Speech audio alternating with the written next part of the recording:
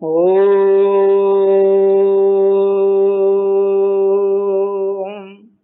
ब्रह्मज्ञानं प्रथमं पुरस्ताद्वि सीमितः सुरोचो वेनय आवह स्वधन्याय उपमायस्य विष्ठाः सतस्य योनिः मा सतस्य वि वह। यजुर्वेद अध्याय 13 मंत्र 3। ज्ञान विज्ञान ब्रह्म ज्ञान वैदिक एजुकेशनल ट्रस्ट में आप सभी का स्वागत है।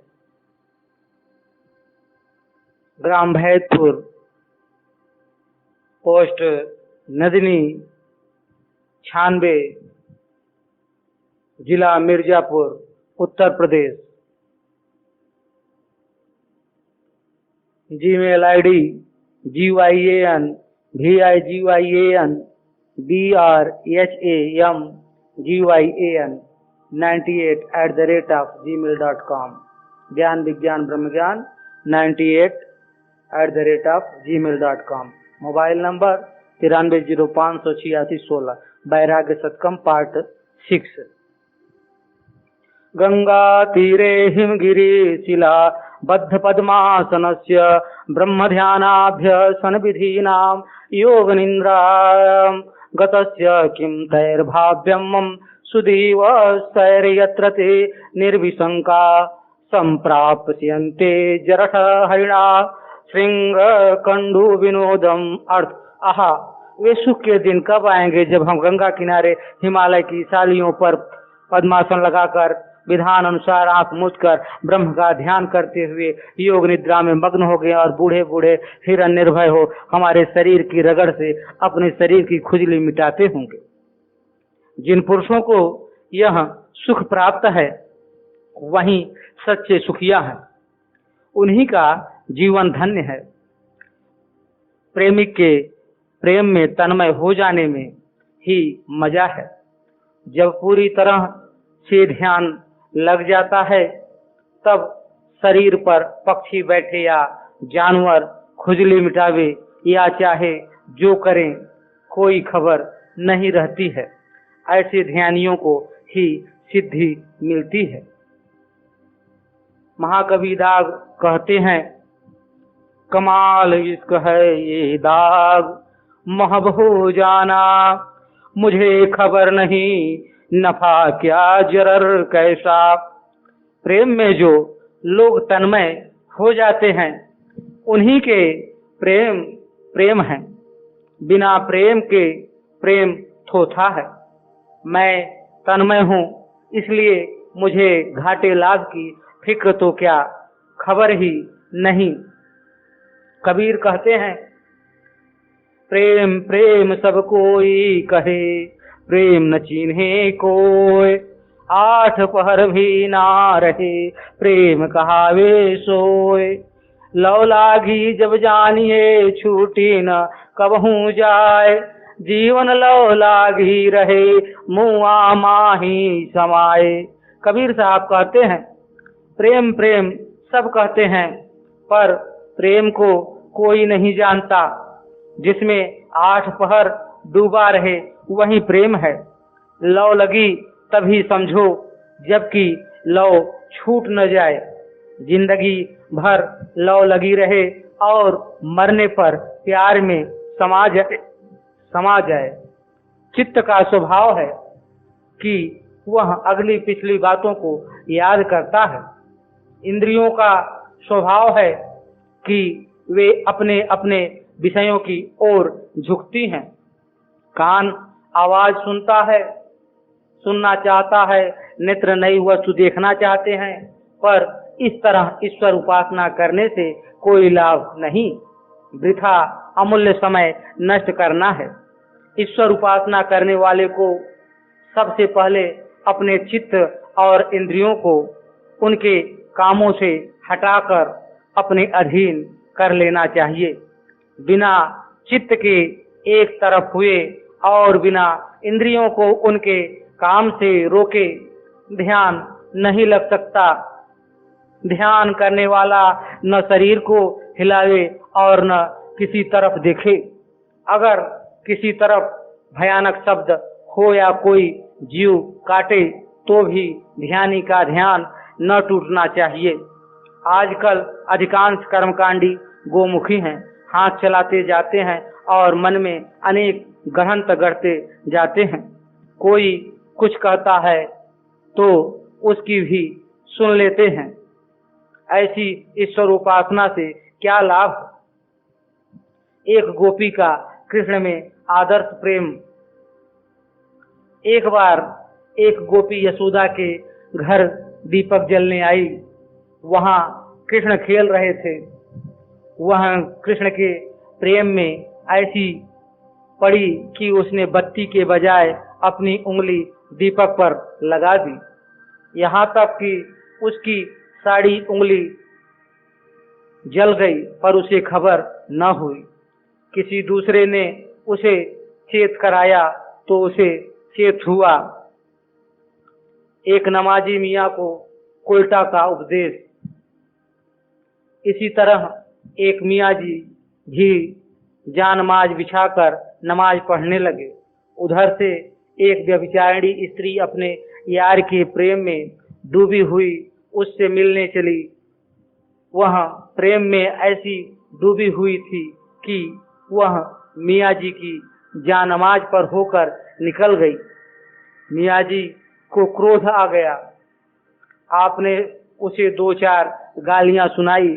स्त्री ने कहा, लानत है आपके ईश्वर प्रेम पर, जो आपने मुझे देख लिया।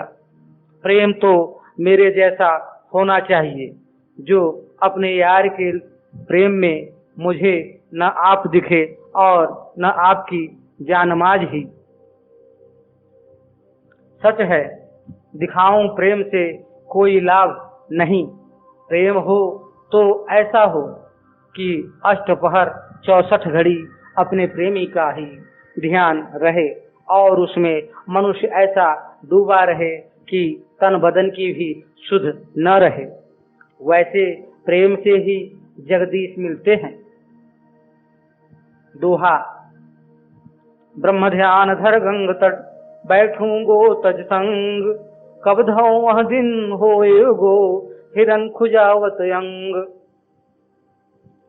स्फूर स्फार ज्योत स्नाधव, लीत तले क्वापी पुलेने, सुखासिना शांत ध्वनिषु जुसरीतः, भाव भवा भोगादिग्ना शिव शिव शिवेत्यार, तवचसः कदा श्यामानंदो दम बहुल बाष्पा कुलदृशः। अर्थ, वह समय कब आएगा जब हम पवित्र गंगा के ऐसे स्थान पर जो चंद्रमा की चांदनी से चमक रहा होगा सुख से बैठे होंगे, और रात के समय जब सब तरह का शोरगुल बंद होगा, आनंदाश्रु पूर्ण नेत्रों से संसार के विषय सुखों से थक कर सर्वशक्तिमान शिव की रटना लगा रहे होंगे। धन्य हैं वे लोग जिन्हें संसारी झूठे विषय सुखों से नफरत हो गई है, जो यहाँ के जंजालों से थक गए हैं, जिन्होंने मोह जाल तोड़कर गंगा के पवित्र किनारे पर वास कर लिया है और निस्तब्ध चांदनी रात में गदगद होकर शिव शिव रटते हैं। और लोग जो संसार के मोहपाश में फंसे हुए हैं, अपना जीवन वृथा खोते हैं। महादेव देवः सरीदपि च शैषासुर शरीर गुहाय वागारं, वसनमपि तायेव हरितः, सुहृदा कलो वयं व्रतमि दमदन्य व्रतमिदं कियद्वा, भक्ष्यामो बट बिटप एवासुदयिता। अर्थ, महादेव ही एक हमारा देव हो, जाह्नवी ही हमारी नदी हो, एक गुफा ही हमारा घर हो, दिशा ही हमारे वस्त्र हो, समय ही हमारा मित्र हो। किसी के सामने दीन न होना ही हमारा मित्र हो। अधिक क्यों कहें, बट वृक्ष ही हमारी अर्धांगिनी हो, जो हजारों लाखों देवताओं को छोड़कर एक परमात्मा को ही अपना देव समझता है। रात दिन उसी के ध्यान में मग्न रहता है। जो गंगा तट पर बसता है, गंगा में स्नान करता है, गंगा जल ही पीता है, जो कपड़ों की भी जरूरत नहीं रखता, दिशों को ही अपने वस्त्र समझता है, काल को ही अपना मित्र मानता है, किसी के सामने दीनता नहीं करता, किसी से कुछ नहीं मांगता, बट वृक्ष के आश्रय में रहकर भगवान का भजन करता और बट वृक्ष को ही अपने दुख सुख की संगिनी प्राण वल्लभा समझता है, वही पुरुष धन्य है, उसका ही जगत में आना सफल है। परमात्मा की दया या पूर्व जन्म के पुण्यों से ही ऐसी बुद्धि होती है। ऐसी बुद्धि के प्रभाव से ही वह दुखों से छूटकर नित्यानंद में मग्न रहता है। दोहा। देवईश सुरसरी सरित दिशावसन गिरिगेह सुहृत काल बट कामिनी व्रत अध्ययन सुखेह शिर सार्व स्वर्गात् पशुपति शिरस्थ चीति धरम महिद्रादुतुंगादव नीमवनेश्यापि जलधैम अधो गंगा से पद्मोपगतामिष्टोक मथवा विवेक भ्रष्टानाम भवति विनिपात सतमुख। देखिए, गंगा जी स्वर्ग से शिव जी के मस्तक पर गिरी, उनके सर से हिमालय पर्वत पर, हिमालय से पृथ्वी पर और पृथ्वी से समुद्र में गिरी। इससे मालूम होता है कि विवेकहीन का पद पर सैकड़ों प्रकार से पतन होता है। जो विचार पूर्वक काम नहीं करते, जो अक्ल से काम नहीं लेते, उनको तरह तरह से नीचे देखना पड़ता है। कवि ने यहाँ गंगा का दृष्टांत दिया है और खूब दिया है। शिक्षा, जो विवेकहीन हैं, जो अहंकारी हैं, वे सदा नीचे देखते हैं और बार बार नीचे गिरते हैं। अतः मनुष्य को भूलकर भी घमंड न करना चाहिए और खूब विचार कर काम करना चाहिए। गंगा को बड़ा घमंड हुआ, तब उसका गर्व खत्म करने के लिए ब्रह्मा ने उसे अपने कमंडल में भर लिया। गंगा का मस्तक नीचे हो गया, फिर भी उसने घमंड न छोड़ा। तब शिव जी ने उसे अपनी जटाओं में रोक लिया। फिर महाराज भगीरथ ने घोर तप किया तो शिव जी ने उसे छोड़ा। शिव जी के सिर से वह हिमालय पर गिरी और वहां से बहती बहती समंदर में जा गिरी। जो गर्व करते हैं, जगदीश उनके दुश्मन हो जाते हैं। जगदीश उन्हीं को मिलते हैं जो गर्व से दूर भागते हैं और विवेक भ्रष्ट नहीं होते। शेख सादी ने कहा है, हर के बेहुदा गर्दन अपराजद खे सतनरा बगर्दन नंदाजद। जो अपनी गर्दन ऊंची करता है, मुंह के बल गिरता है। आशा नाम नदी मनोरथ जला तृष्णा तरंगा कुला राग ग्राहवती वितर्क विहता धैर्य ध्रुव मध्वंसिनी मोहावर्त सुदुस्तरा अति गहना प्रोतुंग चिंता सटी तस्या पारगता विशुद्ध मन सो नंदंती योगेश्वरा। आशा एक नदी है, उसमें इच्छा रूपी जल है, तृष्णा उस नदी की तरंगे हैं, प्रीति उसके मगर हैं, तर्क वितर्क या दलीलें उसके पक्षी हैं, मोह उसके भंवर हैं, चिंता ही उसके किनारे हैं। वह आशा नदी धैर्य रूपी वृक्ष को गिराने वाली है। इस कारण से उसके पार होना बड़ा कठिन है। जो शुद्ध चित्त योगीश्वर को उसके पार चले जाते हैं, बड़ा आनंद उपभोग करते हैं। सारांश, यदि आनंद चाहो तो आशा, इच्छा, प्रीति, तर्क वितर्क, मोह और चिंता प्रवृत्ति को एकदम छोड़कर शुद्ध चित्त हो जाओ और अपने आत्मा या ब्रह्म के ध्यान में तन्मय हो जाओ। 56 नदी रूप यह मनोरथ हुवर रहो जल तृष्णा तरल तरंग राग है यह ग्रह महाबल नाना तर्क विहंग संग धीरज तरु तोरत भ्रमर भयानक मोह शब्द को गही गही बोरत नित बहत रहत चित भूमि में चिंता तट अति विकट कढ़ी गए पार योगी पुरुष उन पायो सुख ते ही निकट आसम तारम त्रिभुवनमिदं चिन्वतां तातं तादृङ्गं नैवास्माकं नयन पदवी सूत्र वतर्मागतो वायु वयं धत्ते विषयकर्णी गाढ्य गूढ़ा विमान शिवस्यायन्तकरण कर्णे संयमा लान लीलाम। अर्थ, ओ भाई मैं सारे संसार में घूमा और तीनों भुवनों में मैंने खोज की, पर ऐसा मनुष्य मैंने न देखा न सुना जो अपनी काम इच्छा पूर्ण करने के लिए हथनी के पीछे दौड़ते हुए मदोन्मत्त हाथी के समान मन को बस में रख सकता हो। भाई मैंने त्रिलोक की खोज कर डाली, पर मुझे एक भी आदमी ऐसा न दिखा जो विषय रूपी हथनी के पीछे लगे हुए मन रूपी गज को रोक सकता हो। इसका खुलासा यह है, विषयों में फंसे हुए मन को काबू में रखना अथवा उसे विषयों से हटाना असंभव है। मन बड़ा जबरदस्त है, इसके पंख नहीं हैं, पर पक्षी की तरह उड़ने वाला है। कभी यह आकाश में जाता है और कभी पाताल में जाता है। मन शरीर को जिधर घुमाता है, शरीर उधर ही घूमता है। मन ही मनुष्य को परमात्मा से अलग रखता है और मन ही उसे उससे मिला देता है। मन की चंचलता अच्छी नहीं, उसकी चंचलता ही साधना में बाधक है। महात्मा कबीर कहते हैं, मन पक्षी तब लगी उड़े विषय वासना माय, ज्ञान बाज की झपट में जब लगी आया नाय।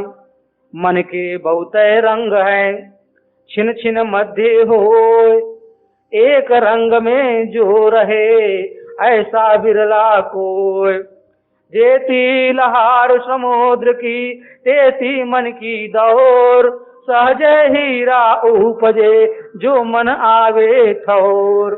मन के मते न चालिए मन के मते अनेक, जो मन पर असवार है हे साधु कोई एक। उस्ताद जो कहते हैं, दुनिया से मैं अगर दिल मजतर को तोड़ दूं, सारे तिलिस्म बहम मुकद्दर को तोड़ दूं। संसार में लगे हुए मन को यदि मैं तोड़ दूं, तो धोखे और बुराई में डालने वाले इस प्रपंच को ही तोड़ डालूं। संसार पास में बंधे हुए मन को तोड़ना मुश्किल है। मन पक्षी विषय वासनाओं में उस वक्त तक उड़ता है जब तक वह ज्ञान बाज की झपट में नहीं आता। मतलब यह है कि मन विषयों में उसी वक्त तक फंसा रहता है जब तक कि उसे ज्ञान नहीं होता। ज्ञान होते ही मन विषयों के फंदे से निकल जाता है। मन के अनेक रंग हैं जो छिन छिन में बदलते रहते हैं। जो एक ही रंग में रंगा रहता है वह कोई बिरला ही होता है।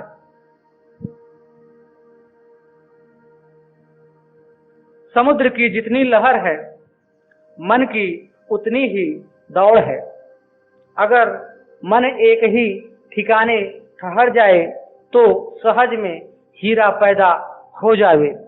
मतलब यह है कि मन के एक जगह ठहरने या स्थिर हो जाने से सिद्धि मिल जा सकती है। जगदीश के दर्शन हो सकते हैं। चंचल मन से सिद्धि दूर भागती है। जगदीश मिलान के लिए स्थिर चित्त की दरकार है। मन के मते न चालिए, क्योंकि मन के मते अनेक हैं। मन पर सवार रहने वाले, मन को अपने बस में रखने वाले महात्मा कोई विरले ही होते हैं। सारांश यह है कि मन की चाल पर न चलना चाहिए, उसकी सलाह के माफिक काम न करना चाहिए। मन को काबू में रखना चाहिए और उसे अपनी इच्छा अनुसार चलाना चाहिए। जो मन की राह पर नहीं चलते, मन के अधीन नहीं होते, मन को स्थिर रखते हैं, उसे चंचल नहीं होने देते, उसकी लगाम अपने हाथों में रखते हैं और अपने माफिक चलते हैं, स्वयं उसकी मर्जी पर नहीं चलते, वे जगत को विजय कर सकते हैं।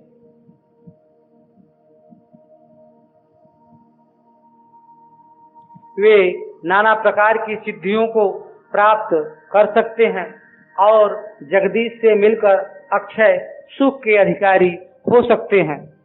जिन्हें संसारी जालों से छूटना हो, जन्म मरण के कष्ट न भोगने हो, नित्य और अविनाशी सुख भोगना हो, परम पद प्राप्त करना हो, वे मन को अपने बस में करें, उसे इधर उधर जाने से रोकें और उसे करतार के ध्यान में लगावें। उस्ताद जौक एक जगह फिर कहते हैं, बड़े मूजी को मारा, नफ्स से अम्मारे को गरमारा, नहंगो अजदहाओ शेर न मारा तो क्या मारा। अपने दिल को मार, अभिमानी को मार, इसमें तेरी बढ़ाई है। बड़े बड़े खूंखार जानवरों के मारने में कोई बड़ाई नहीं है, पर अभिमान शून्य होना बड़ा कठिन। जिस वासन में लहसुन या प्याज रखे जाते हैं, उसमें से उनकी गंध बड़ी कठिनाई से जाती है, इसी तरह अभिमान भी बड़ी कठिनाई से जाता है।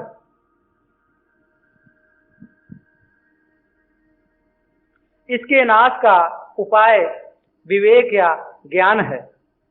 जब ज्ञान का उदय हो जाता है, तब जिस तरह पका हुआ आम आप से आप गिर पड़ता है, उसी तरह अभिमान भी आप से आप दूर हो जाता है। अभिमान के नाश होते ही चित्त शुद्ध हो जाता है।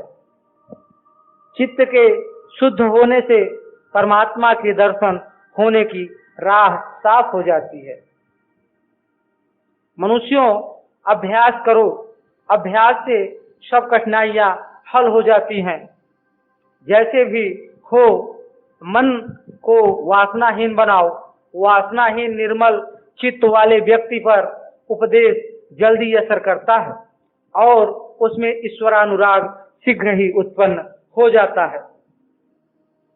दोहा, ऐसो मैं संसार में शून्यो न देखियो धीर, विषय हथनी संग लग्यो मन गज बांधे वीर। ए वर्धन्ते धनपति पुरः प्रार्थना दुख भोजः, ए चालपत्व दधति विषय क्षेप पर्यस्त बुद्धे, तेसा मंत्र स्फुरिति हस्तम वासराणा स्मारे, ध्यान छेदे शिखरी कुहर ग्रावसया निशण्य।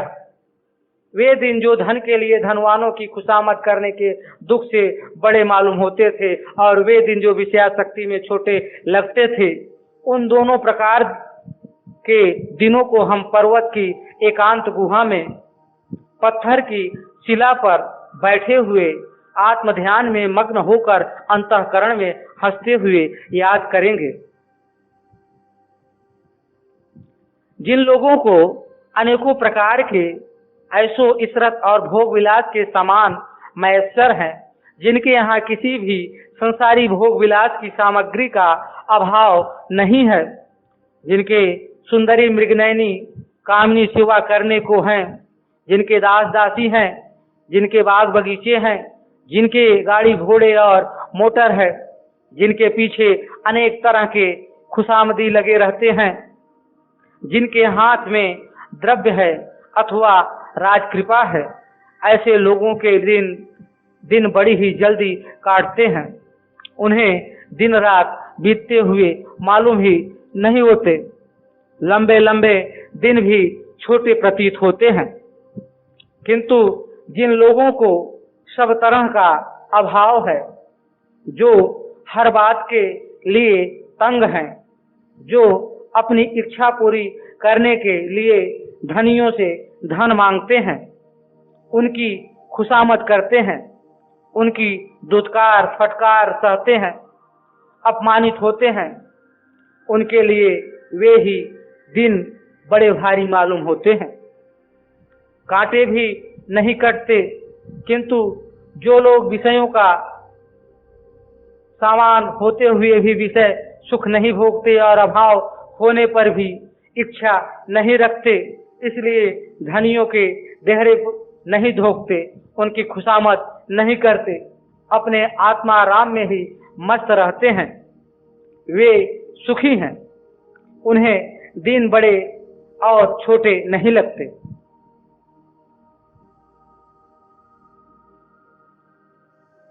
जिसने दोनों प्रकार के दिन देखे हैं, पर शेष में उसे ऐसे झगड़ों से विरक्ति हो गई है, वह कहता है, मैं एकांत गुफा में पवित्र शिला पर बैठा हुआ आत्मा का ध्यान करूंगा और उन दिनों की याद करके उन पर घृणा से हंसूंगा। कुंडलियां छोटे दिन लागत तिन्हें, जिनके बहुविधि भोग, बीत जात बिलसत हसत करत सुयत संयोग, करत सुयत संयोग तनक से लागत तिनको, जे हैं सेवक दीन निपट दीरघ हैं बिनको, हम बैठे गिरी सिंह अंग याहि ते मोटे, सदा एक रस द्योष लगते हैं बड़े न छोटे। विद्यानाधिगता कलंक रहिता वित्तम च नोपार्जितम, शुश्रूषापि समाहितेन मनसा पित्रोर्न संपादिता, आलोलायत लोचना यूतया स्वप्ने अपि नालिंगिता, कालोऽयं परपिंड लोलुपतया कैरीव प्रेरितः। न तो हमने निष्कलंक विद्या पढ़ी और न धन कमाया, न हमने शांत चित्त से माता पिता की सेवा ही की और न स्वप्न में दीर्घनायनी कामनियों को गले से लगाया। हमने इस जगत में आकर कौवे की तरह पराये टुकड़ों की ओर ताक लगाने के सिवाय क्या किया। जो संसार में आकर न हरिभजन करते हैं, न विद्या अध्ययन करते हैं, न धनोपार्जन करके सुख भोगते हैं और न संसार के दुखियों के दुख ही दूर करते हैं, उनका इस दुनिया में आना वृथा है। किसी ने कहा है, न इधर के रहे न उधर के रहे, न खुदा ही मिला न विशाले सनम। और भी किसी ने कहा है, कहा कि यो हम आए के कहाँ करेंगे जाए, इतके भय न ऊत के चाले मूल गवाए। मतलब यह है कि विद्या पढ़ना, विद्या बुद्धि से धन उपार्जन करना, सुख भोगना और माँ बाप की सेवा करना अच्छा, पर खाली पेट भरने के लिए कौवे की तरह पराया मुंह ताकना अच्छा नहीं। मुंह ही ताकना है तो उस परमात्मा का ताको जो अभाव शून्य है और सबका दाता है, उससे ही आपकी इच्छा पूरी होगी। अगर आप उसी का भरोसा करेंगे तो वह आपके सब अभाव दूर करेगा, आपके दुखों में दुखी और आपके सुखों में सुखी होगा। उसके बिना आपकी भूख न मिटेगी। रहीम कहते हैं और सच कहते हैं।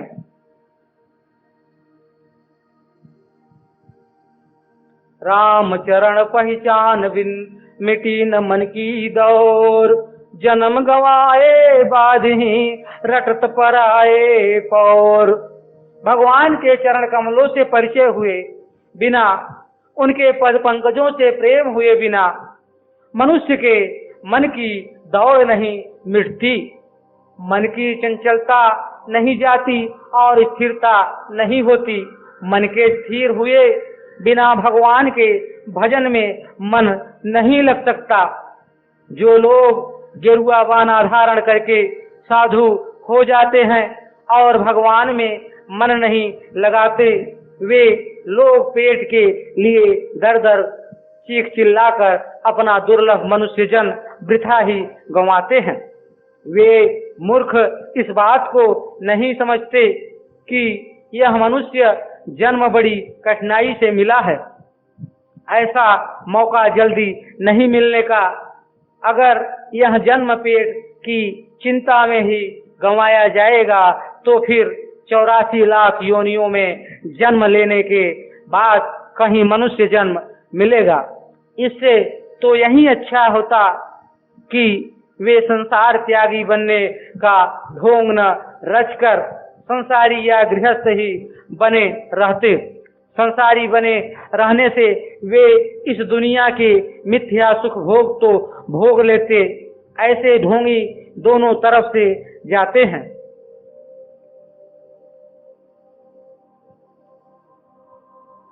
गोस्वामी तुलसीदास जी कहते हैं, काम क्रोध मद लोभ की जब लगी मन में खान, का पंडित का मूर्ख है दोनों एक समान।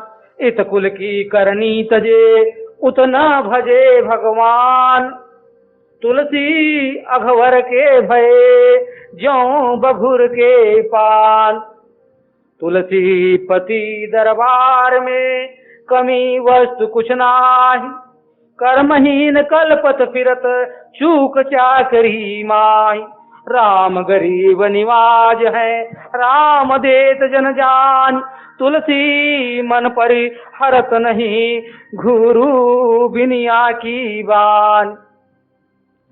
काम क्रोध मद और लोभ जब तक मन में रहते हैं तब तक पंडित और मूर्ख में कोई फर्क नहीं होता, दोनों ही समान हैं। जो लोग केवल पूजने के लिए घर गृहस्थी को त्याग कर साधु बन जाते हैं, वे अगर घर में रहें तो माता पिता की सेवा, आतिथ्य सत्कार, पिंडदान, ब्राह्मण भोजन, संतानोत्पत्ति और कन्यादान आदि गृहस्थ कर्म कर सकते हैं। पर साधु भेष धारण करने से इन कामों को नहीं कर सकते। दूसरी ओर साधु होकर ईश्वर भजन करना चाहिए, पर चूंकि वे सच्चे साधु नहीं, काम क्रोध मद मोह और लोभ उनसे अलग नहीं, इसलिए उनका चित्त स्थिर नहीं होता। चित्त के स्थिर न होने से ईश्वर में भी उनका मन नहीं लगता। पेट भरने के लिए वे घर घर मारे मारे फिरते हैं। इस तरह वे न तो घर के रहते हैं और न घाट के। तुलसीदास जी कहते हैं, उनकी गति बवंडरया बगुले के पत्ते की सी होती है, जो न तो आकाश में ही जाता है न जमीन पर ही रहता है, अध पर उड़ता फिरता है। इस तरह जन्म गंवाना मूर्खता नहीं तो क्या है।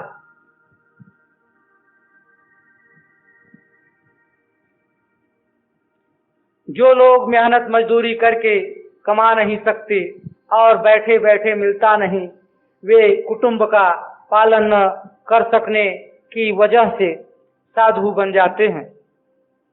फिर वे दर दर टुकड़े मांगते हैं और ठोकरे खाते हैं। ईश्वर पर भी उनका भरोसा नहीं। अगर परमात्मा पर भरोसा होता तो वे ध्यानस्थ होकर उसी का जप करते और वह भी उनकी फिक्र करता। जो उसके भरोसे निर्जन और बियाबान जंगल में भी जाकर बैठ जाते हैं, उनको वह वहीं पहुंचाता है, इसमें संदेह नहीं। वह उसका नाम न जपने वालों को ही पहुंचाता है, तब उसके ही भरोसे रहने वालों और उसकी माला जपने वालों को वह कैसे भूल सकता है। वह सवेरे से शाम तक विश्व के प्राणियों को खाना पहुंचाता है, विश्व का पालन करता है, इसी से उसे विश्वंभर कहते हैं। वह हाथी को मन और कीड़ों को कन पहुंचाता है, इसमें संदेह नहीं। एक बार शहंशाह अकबर आजम को उसके विश्वंभर होने में संदेह हुआ। उन्होंने एक कांच के बक्से में एक चींटी बंद करवा दी। चींटी के उसमें बंद किए जाने से पहले उन्होंने स्वयं बक्स का कोना कोना देख लिया।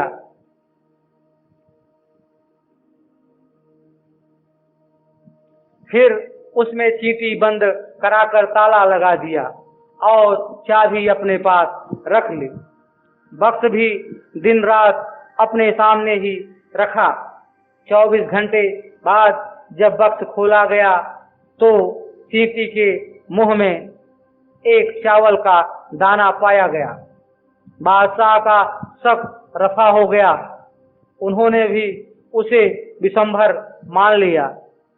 तुलसीदास जी कहते हैं, स्वामी के दरबार में किसी चीज का अभाव नहीं है।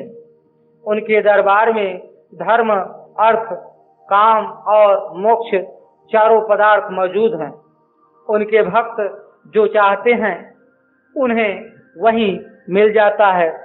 उनके भक्तों की इच्छा होते ही रिद्धि सिद्धि उनके कदमों में हाजिर हो जाती है। पर शर्त यह है कि उनके भक्तों का मन चलायमान न हो, उनका मन किसी दूसरी ओर न जाए। जो लोग ईश्वर की चाकरी में चूकते हैं, स्थिर चित्त होकर उसकी पूजा उपासना नहीं करते, मन को जगह जगह भटकाते हैं, वे कर्महीन दुख पाते हैं। उनको मनवांछित पदार्थ नहीं मिलते। सुखदाता को भूलने से सुख कैसे हो सकता है।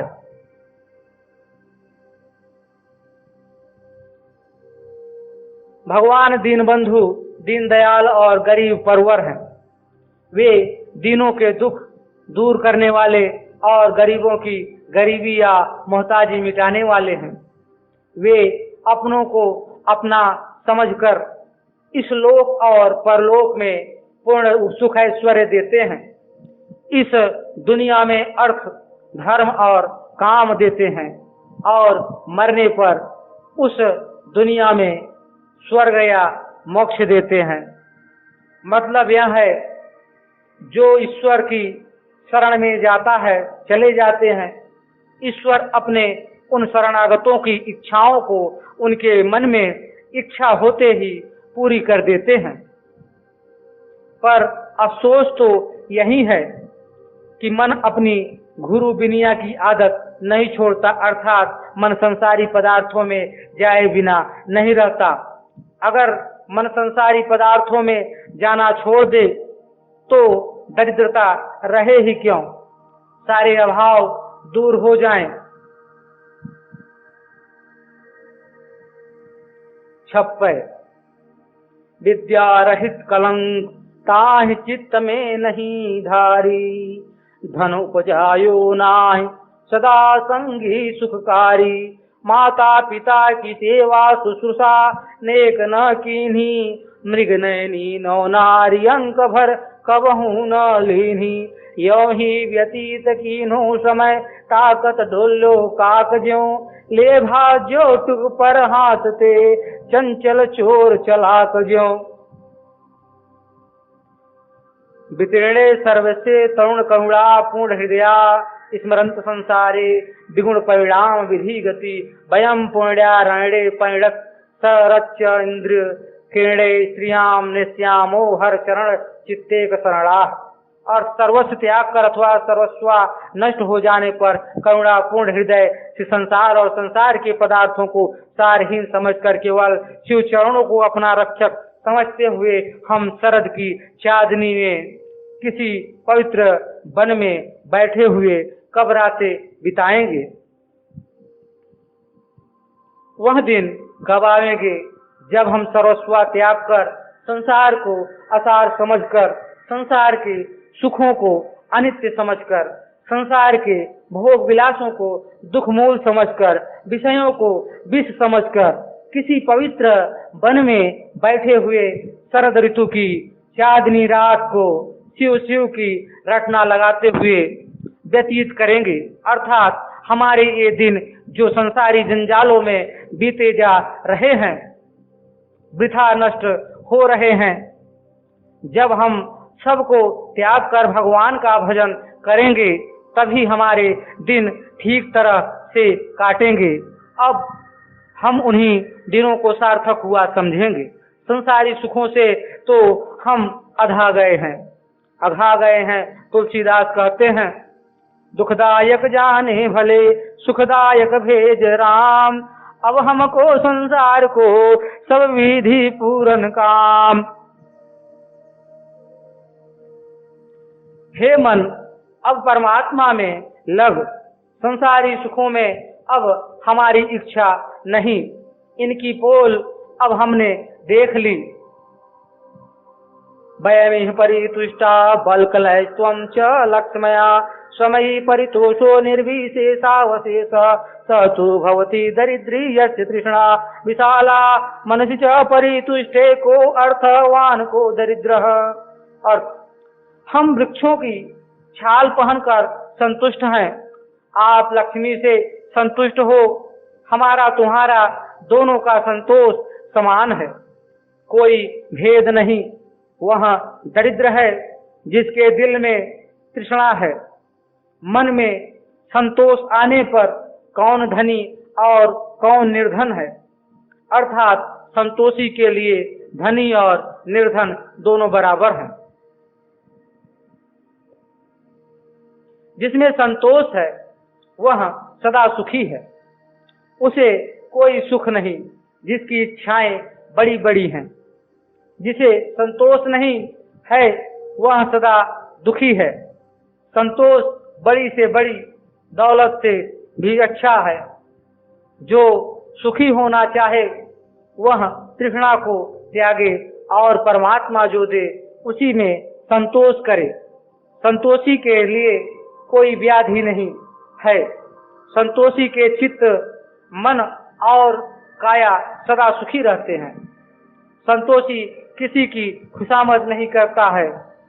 उस्ताद जौ कहते हैं, जो कुंजे कनायत में है तकदीर पर साकीर, है जौ बराबर उन्हें कम और ज्यादा। जो संतोषी हैं और तकदीर पर भरोसा रखते हैं उन्हें कम और ज्यादा सभी बराबर है। उन्हें जो मिल जाए उसी पर सब्र है। शेख सादी ने गुलिस्ता में लिखा है,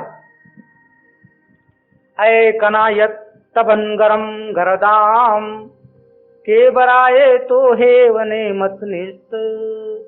हे संतोष, मुझे धनी बना दे, क्योंकि संसार की कोई दौलत तुझसे बढ़कर नहीं है। मनुष्य को चाहिए कि सुखी रोटी और चिथड़ों से बानी गुदड़ी में सुखी रहे। मनुष्यों के एहसानों का भार उठाने से अपने दुखों का भार हल्का न समझे। जो तंग नजर है, जो लोभी है, उनको या संतोष से सुख मिलता है अथवा मर जाने से। संतोष की तारीफ में महात्मा कबीर की भी सुनिए। गोधन गजधन बाजधन और रतन धन खान, जब आवे संतोष धन सब धन धूरि समान। संसार में गोधन, गजधन, बाजधन और रतन धन अनेक प्रकार के धन हैं। कोई गायों को धन मानता है, कोई हाथियों को धन मानता है, कोई घोड़ों को और कोई हीरे, पन्ने, पुखराज, नीलम प्रभृति को धन मानता है।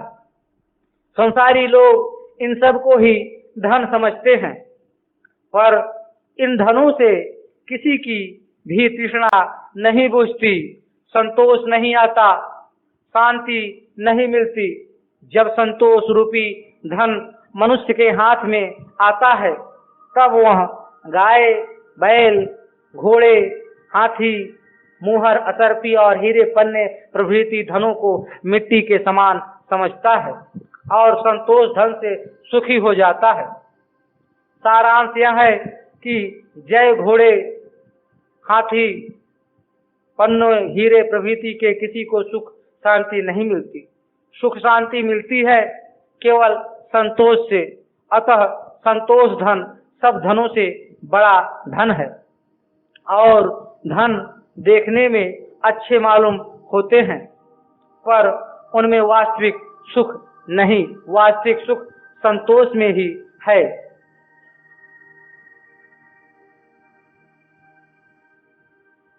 तुलसीदास जी की भी सुनिए। जहाँ तोष तहाँ राम है, राम तोष नहीं भेद, तुलसी देखत गहत नहीं, सहत विविधि विधि खेद। मनुष्य जब दुनियावी आदमियों का आसरा भरोसा छोड़कर भगवान की शरण में आ जाता है, तब उसे संतोष होता है। भगवान में और संतोष में फर्क नहीं है। जहाँ संतोष है वहाँ भगवान है, और जहाँ भगवान है वह संतोष है। तुलसीदास जी कहते हैं, हमने आंखों से देखा है, जिन्होंने भी भगवान की शरण गही और संतोष किया, वे निश्चय ही सुखी हुए। इसके विपरीत जो लोग दुनियावी मनुष्यों और धन प्रभृति से सुख की आशा करते हैं, भगवान से विमुख रहते हैं, उन पर भरोसा नहीं करते, एकमात्र उन्हीं की शरण में नहीं जाते, वे नाना प्रकार के दुख भोगते हैं। बचपन में माँ के मर जाने से अथवा परतंत्र रहने से दुख पाते हैं। जवानी में अपनी स्त्री को परपुरुष का देखकर जलते कुड़ते अथवा पराई सुंदर स्त्री को देखकर और उसे न पाकर कामाग्नि में भस्म होते हैं, अथवा पुत्र कन्या और स्त्री प्रभृति प्यारों के मरने से उनकी वियोगाग्नि में जलकर दुखी होते हैं, अथवा धन के नाश होने से कलपते हैं।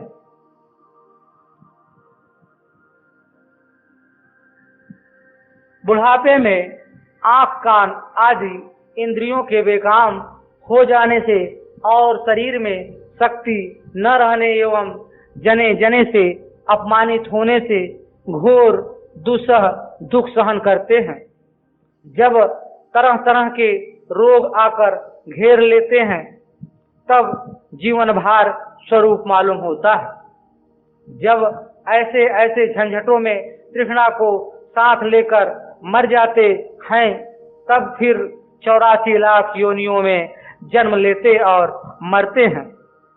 इस तरह हजारों लाखों बरस बाद न जाने कब फिर मनुष्य जन्म मिलता है। मनुष्य देह पाकर ही मनुष्य अपने उद्धार का उपाय कर सकता है, क्योंकि इसी जन्म में भले बुरे के विचार की शक्ति होती है और योनियों में तो पाप ही पाप होते हैं।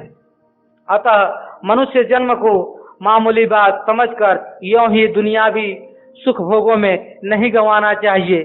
संसारी सुख भोगों से न तो इस दुनिया में सुख शांति मिलती है और न इसके बाद की दुनिया में। इस लोक में सुख भोगने वालों को लाखों वर्षों तक घोर दुख भोगने होते हैं। हाँ, जो लोग इस मनुष्य देह की कीमत समझकर सब संसारी सुखों को लात मारकर भगवान की शरण में चले जाते हैं और संतोष वृत्ति रखते हैं, वे इस लोक और परलोक में सदा सुख भोग करते हैं और अंत में ब्रह्म में लीन हो जाते हैं।